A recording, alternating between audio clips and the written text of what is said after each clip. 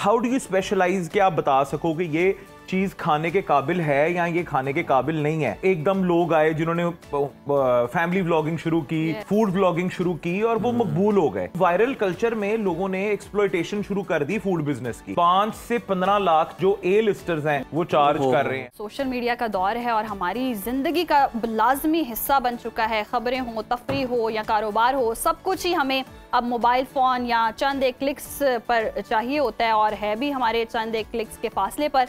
लेकिन अगर हम सोशल मीडिया के बदलते रुझानात की बात करें तो इस वक्त फूड व्लॉगिंग का ट्रेंड सबसे ज़्यादा चल रहा है और पाकिस्तान में फूड व्लॉगिंग का ट्रेंड तेज़ी से हम बढ़ता देख रहे हैं। और बड़े शहरों से लेकर छोटे कस्बों तक देख लें, नौजवान जो है वो मुख्तलिफ रेस्टोरेंट्स में जाते हैं, खाने पीने की चीज़ों और स्ट्रीट फूड की अगर हम बात करें उसको अपनी वीडियोस में दिखाकर लाखों व्यूज़ भी लेते हैं, फॉलोअर्स भी लेते हैं। और यही नहीं, ये व्लॉगर्स अच्छी खासी इससे आमदनी भी कमा रहे हैं। तो जबरदस्त नहीं हो गया वैसे? उनके लिए जबरदस्त है, लेकिन हमारे लिए देखें ना, आधी रात को आप बैठे हैं और जनाब आप स्क्रॉल कर रहे हैं और खाने पीने के फूड व्लॉग्स आ गए हैं और आपने जो ब्रश करके लेटे हैं कि जनाब आप कुछ नहीं खाना तो फिर आपको भी क्रेविंग शुरू हो जाती है। तो सवाल यहाँ पर ये कि क्या ये रुझान सिर्फ तफरीह और बिजनेस तक ही महदूद है या फिर इसके कुछ मनफी असरात भी हैं? माहिरीन सेहत खबरदार करते हैं कि फूड व्लॉगिंग के बढ़ते हुए शौक के बायस नौजवानों में फास्ट फूड और जंक फूड की मकबूलियत तेजी से बढ़ रही है। एक रिपोर्ट के मुताबिक पाकिस्तान की 60% आबादी मोटापे का शिकार है और हर चौथा नौजवान वजन बढ़ने की बीमारी का भी सामना कर रहा है। जी बिल्कुल, और इसी मसले के हल के लिए हमारे साथ आज स्टूडियोज में मौजूद हैं बात करने के लिए प्रोफेशनल शेफ और food consultant Hamza chef. Welcome to Suno Pakistan. बहुत शुक्रिया आपके वक्त का। और जिस तरह से हम देख रहे हैं कि पाकिस्तान में फूड व्लॉगिंग का बहुत ज़्यादा ट्रेंड बढ़ता जा रहा है, इसकी वजह क्या है? क्या आवाम को बहुत ज्यादा खाना खिलाना है, भूखी है, क्या वजह क्या है? सबसे पहले तो thank you so much for having me, बहुत बहुत शुक्रिया। बिल्कुल जी, आपने बिल्कुल सही कहा कि फूड ट्रेंड, ये व्लॉगिंग तो बहुत ज्यादा बढ़ गया है। हर किसी जिसके पास, क्योंकि हर किसी के पास स्मार्टफोन है, हर किसी ने फोन पकड़ा है, आगे सीधा किया और शुरू हो गए हैं। ठीक है, इसमें क्रेडिबल लोग भी हैं और बहुत से ऐसे लोग हैं जो क्रेडिबल नहीं है। अच्छा, और मैं नॉर्मली ये बिल्कुल, और मैं नॉर्मली एक क्वेश्चन करता हूँ कि क्रेडिबिलिटी क्या है? एक बंदा कैसे, एक जिस तरह माहिर नफ्सियात है या आप कैसे, हाउ डू यू स्पेशलाइज कि आप बता सको कि ये चीज खाने के काबिल है या ये खाने के काबिल नहीं है। ठीक है ना। अब एक लॉट है जो पिछले 5-6 साल पहले जब कोविड आया तो एकदम लोग आए जिन्होंने फैमिली व्लॉगिंग शुरू की, फूड व्लॉगिंग शुरू की और वो मकबूल हो गए। ठीक है, उन्होंने नाम बना लिया और उनके पास मिलियंस में उनके व्यूज आ गए और उनके मिलियंस में आ गए सब्सक्राइबर्स। उनको देखा देखी एक लॉट आई लोगों की जिनको कुछ नहीं पता था। ठीक है, उन्होंने कहा अगर ये कैमरे के आगे बोल रहे हैं या बोल सकते हैं तो हम भी बोलते हैं। सही। और उन्होंने बोलना शुरू कर दिया आके। ठीक है, अब उसमें उन लोगों ने वायरल कल्चर का इस्तेमाल किया। किसी ने बाल लगा लिए, किसी ने ऐनक लगा ली, किसी ने एक अजीब से बोलने का तरीका बना लिया कि भाई लोग सुनो मेरी बात सुनो। आप समझ रहे हैं ना, खवातीन ने। और एक वो कुछ कोई छोटे कद की खातून एकदम वायरल हो गई, कोई, आप समझ रहे हैं ना।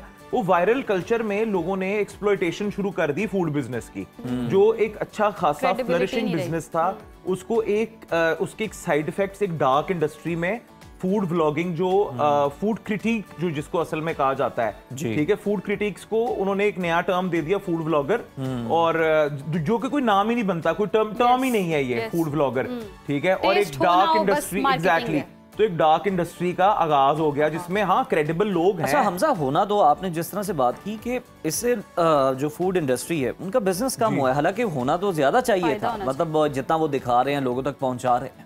देखिए, असल प्रॉब्लम होगी डिमांड और सप्लाई की। सही है कि डिमांड लिमिटेड है, सप्लाई टू मच हो गई है। जब आपने देखा ना रुझान बढ़ा है लोगों का खाने की तरफ, फूड व्लॉगिंग की तरफ वजह से, उस तरह से सैचुरेशन रेस्टोरेंट्स में भी शुरू हो गई है। जिसका दिल करता है उठता है वन डिश वंडर के साथ या 2-4 चीजों के कॉन्सेप्ट के साथ या कट कॉपी पेस्ट करके अपने साथ वाले रेस्टोरेंट में वैसा ही एक रेस्टोरेंट बना लेता है। तो एक तो सैचुरेशन हमारी तो एक साबिक वजीर खारजा, उन्होंने भी रेस्टोरेंट बना लिया हुआ। अच्छा, वाह क्या बात है। देखिए ना, हर कोई माशाल्लाह हर मोड भी करती हैं वो पूरे तरीके से। देख लें भी सब लगे हैं ना। फिर ये होता है ना कि वो मीटअप्स रख लिए, कुछ भी छोटा सा अपना एक अपने रेस्टोरेंट शुरू किया। बिल्कुल, तो ये इस टाइम एक हाई चल रही है फूड व्लॉगर्स की। ठीक है, अब इसमें आपके ऊपर डिपेंड करता है कि आप हर किसी को देख के आप पागल हो रहे हो। ठीक है, स्पेशली मैं जिस तरह एक मिडिल क्लास फैमिली के बच्चे बच्चियां हैं, उन्होंने एक एंटरटेनमेंट का या खाने पीने का जरिया बना लिया है कि आपको पता है आजकल सारी बच्चे बच्चियां खुश शक्ल हैं, अपनी फिटनेस का ख्याल रखते हैं, वो जाते हैं कहीं व्लॉग लगाते हैं, कोई 5-10 हज़ार व्यूज आ जाते हैं, उसके बाद वो कोई भी नया रेस्टोरेंट खुलता है या कुछ भी होता है तो डीएम जिस तरह मैंने भी एक रेस्टोरेंट बनाया था तो डीएम आते रहते हैं, barter collab barter collab barter collab, कि हम आएंगे आप हमें बस खाना खिला दें, हम कवर करेंगे। करते करते करते वो एक लेवल पे आ जाते हैं जहाँ उनके 25-30-35 हज़ार फॉलोअर हो जाते हैं, फिर वो 5,000 10,000 15,000 से बात आगे निकल जाती है। हाँ जी, फिर वो चार्ज करना शुरू कर देते हैं। अच्छा, हाईएस्ट जो इस वक्त टॉप के फूड व्लॉगर हैं क्या चार्ज कर रहे होंगे? 5 लाख 10 लाख 5 लाख 10 लाख एक फूड रिव्यू का? 15 लाख। मैं मेरी इतने लोगों से बात हुई है और 5 लाख तो एक नॉर्मल अमाउंट है एक रिव्यू का, ठीक है। 5 से 15 लाख जो ए लिस्टर्स हैं वो चार्ज कर रहे हैं। हाँ जी, तो हमें भी शुरू कर देना चाहिए। बिल्कुल जी, आप भी आ जाए, आप भी अच्छा, मैं आपको बताता हूँ, मैंने आपने कितने पे किए हैं अभी तक? मैंने भी, हाँ मैं, अच्छा देखें, डिस्पाइट कि मैं 8 साल से शोज कर रहा हूँ, टीवी कर रहा हूँ, काम कर रहा हूँ, उसके बावजूद भी मैंने रेस्टोरेंट बनाया तो मुझे भी इन लोगों की जरूरत पड़ी थी, ठीक है, पर वो क्रेडिबल लोग थे, वो सही लोग थे, वो जेन्युइन आपने छांटी कर ली होगी। हाँ, वो जेन्युइन लोग हैं जिनको पता है। बात ये हो रही है कि जो आप जो कहते हैं ना कि सोशल मीडिया की वजह से एवरीथिंग बहुत इजी हो गई है, पॉपुलर होना, मार्केट में हर टाइप के लोग, एग्जैक्टली, वायरल कल्चर। तो मेरे ख्याल से हमें ये खुद पता होना चाहिए कि अगर कोई एक औरत आके कह रही है सुनो मेरी बात सुनो यार दोस्तों, बात सुनो, आपको इस तरह के लोगों को व्यूज देने की बजाय या उनकी बैशिंग भी जो आप करते हो ना, negative publicity is also publicity, वो नेगेटिव मार्केटिंग, हाँ, negative marketing is also marketing. जैसे यही जिस तरह के वो ट्रेंड था, can you break down your outfit cost, उसके बाद वो कॉस्ट शुरू हो गया, फिर ये एवरीबॉडी स्टार्टेड इट, हर कोई शुरू हो गया और बेवकूफ लग रहे थे वो लोग जो इसको, मेरे पास तो आप लाहौर की मार्केट में चले जाएं तो वो आपको ऐसे मिलते हैं जैसे वो कोई चीजें बेच रहे हैं। सी चीजें हैं जो इंजेक्ट कर रहे हैं नौजवानों के ब्रेन में। ये चीजें मटेरियलिस्टिक अप्रोच, देखिए मटेरियलिस्टिक चीजें जो हैं जनरली भी हमारी प्रायोरिटी नहीं होनी चाहिए। तो वो ये जो एक्स्ट्रा हाइप क्रिएट हो रही है फूड ब्लॉगिंग या जनरल मामलात की वजह से, हर चीज हमसे सवाल यहाँ ये पैदा होता है कि अगर कोई आपने कहा टॉप के भी हैं, 10-15 लाख रुपया ले रहा है, 5 लाख रुपया सपोज ले रहा है, तो अगर वो खाना अच्छा नहीं भी है तो वो पैसे लेके किस तरह ये कह सकता है कि जनाब खाना अच्छा नहीं था? नॉर्मली एक आध दो का कोई प्रोटोकॉल है कि वो देखते हैं, नहीं तो पैसे जिसने लिए हैं वो तो तारीफ करेगा। मैंने एक स्टेटस लगाया था कि जिसको आप पैसे दे रहे हो, ठीक है, खाने के, और उसने आना भी है, खाना भी है और फिर बताना है, क्योंकि उसने अपनी क्रेडिबिलिटी, अपने फॉलोअर्स यूज करने हैं, उसकी प्रोफाइल भी बन रही है।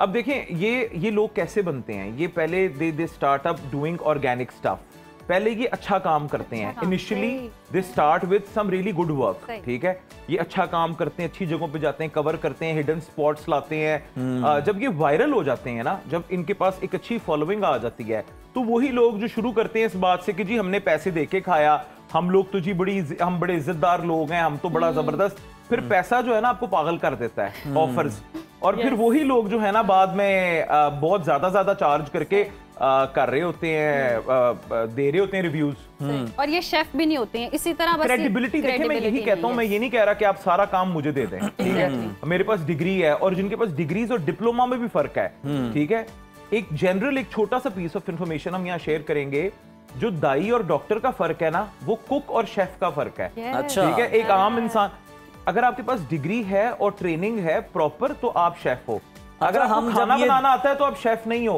इस तरह क्रेडिबिलिटी, आप जब किसी चीज के बारे में बता रहे हो कि ये चीज खाओ, ये कैसी है, ये तो 10 साल का बच्चा भी बता देगा। हमजा, अगर ये बात देखें, हाँ फर्क ये, अब हम इसी की तरफ आ रहे हैं, मतलब जो शेफ हैं, हम जितने भी मुकाबले देख रहे होते हैं टीवी पे, वो प्रोफेशनल शेफ हैं, वो चेक करके बताते हैं खाने को, टेस्ट करके। इनके टेस्ट बर्ड्स का हम क्या करें? मतलब एक बंदा यहाँ पे बैठ के कोई पेशावरी खाने को उसका रिव्यू कर रहा है या उसके बारे में कोई व्लॉग बना रहा है और उसके टेस्ट बर्ड्स वो है ही नहीं है, या मीठा नहीं पसंद, उसे किसी चीज में कुछ नहीं पसंद, तो वो फिर किस तरह से मेयार पे पूरा उतर सकता है? अच्छा ये बड़ा टेक्निकल सा क्वेश्चन है कि टेक्निकल आप क्वेश्चन है, यस। ये यहाँ पे यही तो फिर जब आप जाते हो ट्राई करते हो आपको पता चलता है, फिर जब पेड व्लॉग्स होते हैं आप जब आप बाद में क्या होता है लोग एक सर्टेन एक्सपेक्टेशंस के साथ उस जगह पे जाते हैं, फिर नीचे आप उस ब्लॉगर की भी लान-तान देखते हैं, उस फूड ब्लॉगर उसके ऊपर और हाँ और उस रेस्टोरेंट की भी। तो जब आप पेड करवाओ तो यू मेक श्योर, जब आप पेड कुछ भी करवाओ ना, अपना रिव्यू करवाओ तो यू मेक श्योर कि जो आप क्वालिटी बता रहे हो दिखा रहे हो वो आप सर्व भी करो, क्योंकि जब लोगों ने आना है उन्होंने पैसे देने हैं तो फिर उसके बाद उन्होंने जलील भी करना है। अच्छा, अगर वो चीज वैसी नहीं होगी। ये देखते हैं जो इंटरनेशनल ब्लॉगर्स हैं, अगर कोई मैक्सिकन खाने की बात कर रहा है तो वो होता भी वहाँ है, इटालियन खाने की बात है तो वो वहीं है।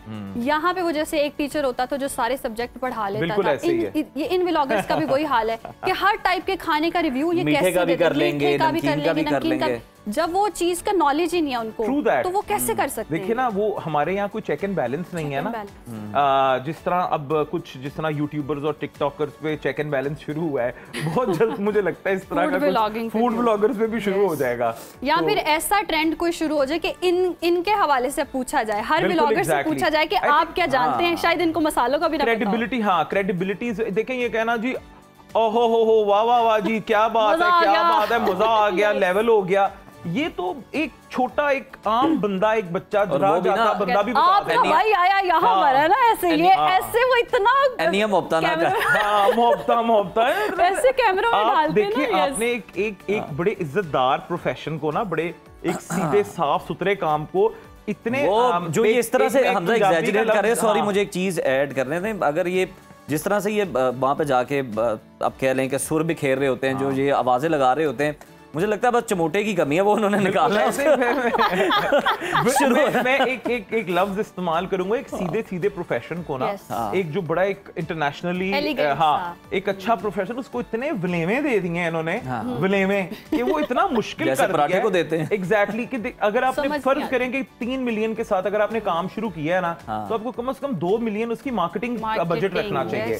और मार्केटिंग बजट वो है जिससे ब्लॉगर्स की जेब गर्म हो जानी है, फूड ब्लॉगर्स की, और आपको उसका कोई रिटर्न भी नहीं मिलना। मतलब कि एक दफा लोग आएंगे, थोड़ी सी हाइप क्रिएट होएगी and it's all diffused then. तो फिर आपकी इसमें नुकसान देखिए कितना है, अब टेस्ट का कितना नुकसान हो रहा है मार्केटिंग की वजह से, लोग मार्केटिंग को चूज कर रहे हैं और अच्छा खाना नहीं मिल रहा, क्वालिटी नहीं मिल रही। और बहुत सी अच्छी जगह इस वजह से अफेक्ट हो रही है वायरल कल्चर की वजह से, कि जी इन्होंने सारे इन्फ्लुएंसर्स बुला लिए, फूड इन्फ्लुएंसर्स, ये आ गए, इन्होंने बात कर दी, लोगों ने वहां इनिशियली रश पड़ता है पर ग्रेजुअली वो डिफ्यूज हो जाता है। नुकसान तो उनको हो रहा था ना, जो ये व्लॉग्स देख के चले जाते हैं खाना खाने, और फिर उन्हें पता चलता है कि ये तो वो मयार के करीब से भी नहीं गुजरता। आपको बताता हूं पूरा क्या उतरना है इसने। उज़ैर मैं आपको जिस तरह एक बात बताता हूँ, एक बहुत महंगा रेस्टोरेंट बना है फॉर इंस्टेंस, ठीक है, उसने हुज हू ऑफ लाहौर बुलाया, उसने पोस्ट किया है, उन्होंने मार्केटिंग की है, लोग सारे वहां पे एक दफा जाएंगे, ठीक है, एक दफा जाएंगे, अपने इंस्टाग्राम स्टोरीज बनाएंगे, सोशल मीडिया के लिए कंटेंट बनाएंगे, तस्वीरें बनाएंगे, चेक इन करेंगे फिट इन होने के लिए मुआशरे में कि हम इस जगह पे एक दफा आ गए हैं। एक दफा तो वो चले गए, ठीक है, दूसरी दफा उनको लाना इज द जॉब।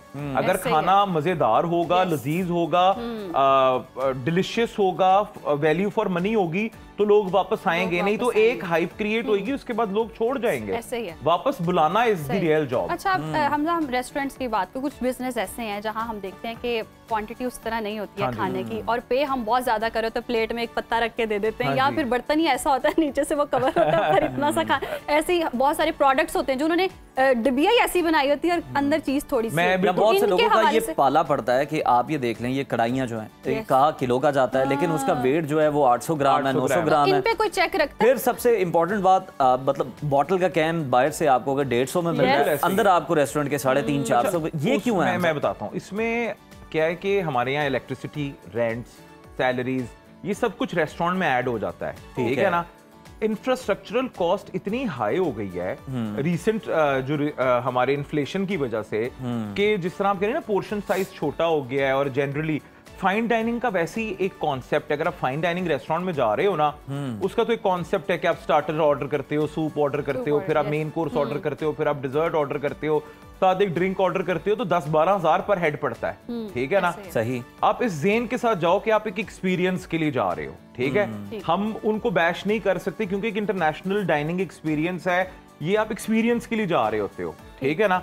एक ओवरऑल जिस तरह कोई स्पेशल एनिवर्सरी है, बर्थडे है, कोई स्पेशल इवेंट है, उसमें तो ये है। बट हाँ, बहुत से रेस्टोरेंट नाजायज भी कर रहे हैं, ठीक है ना। वो कटिंग का तरीका शेफ्स को आता है कि वो चीज बड़ी दिखा देते हैं, पर जब आप खाते हो तो उसकी ग्रामेज कम होती है पोर्शन की, आपको वैसे फिल्ड फीलिंग नहीं आती है और आप ठीक ठाक पे भी करके आते हो। मैं यही बता रहा हूँ कि जहां पे भी सिस्टम में एरर आएगा वहां पे कस्टमर को वापस लाना इम्पॉसिबल हो जाएगा।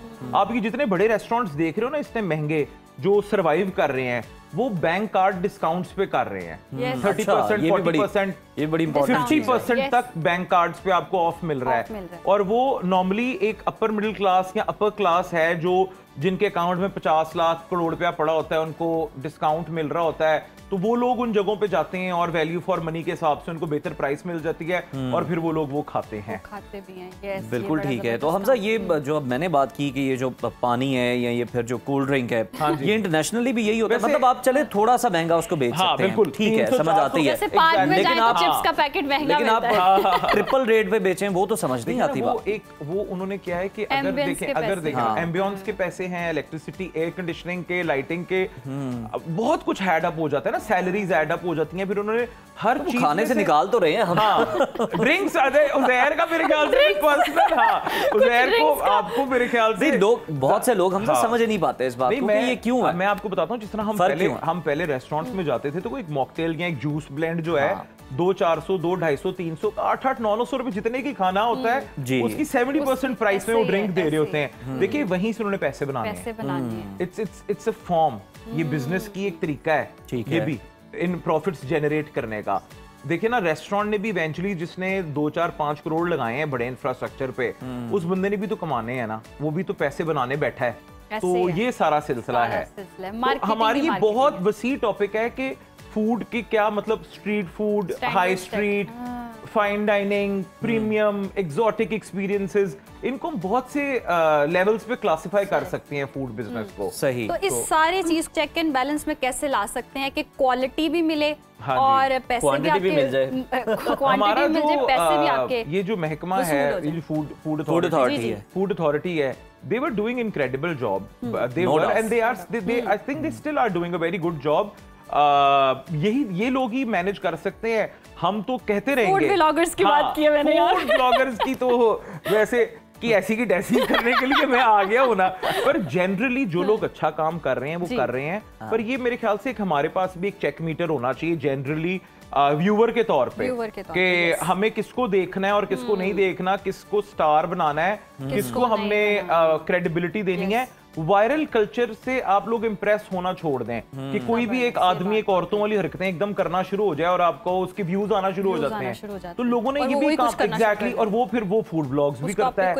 मतलब एक कोई मौलवी होएगा, वो लिपस्टिक लगा के कोई फूड ब्लॉगर कोई खाने की चीज की प्रमोशन कर देगा, ठीक है, तो वो कहेंगे जी ये वायरल कल्चर में आ गया, व्यूज आ गए, तो फिर अगली दफा से चार्ज करना शुरू कर देते हैं। ऐसे ही है। तो चलें जी, बहुत सारी इस तरह की चीजें हैं, लेकिन बहुत कुछ हमें समझने को भी मिला हमजा की मौजूदगी से। Hamza, thank you so much for joining. बहुत बहुत शुक्रिया, thank you so much for having me.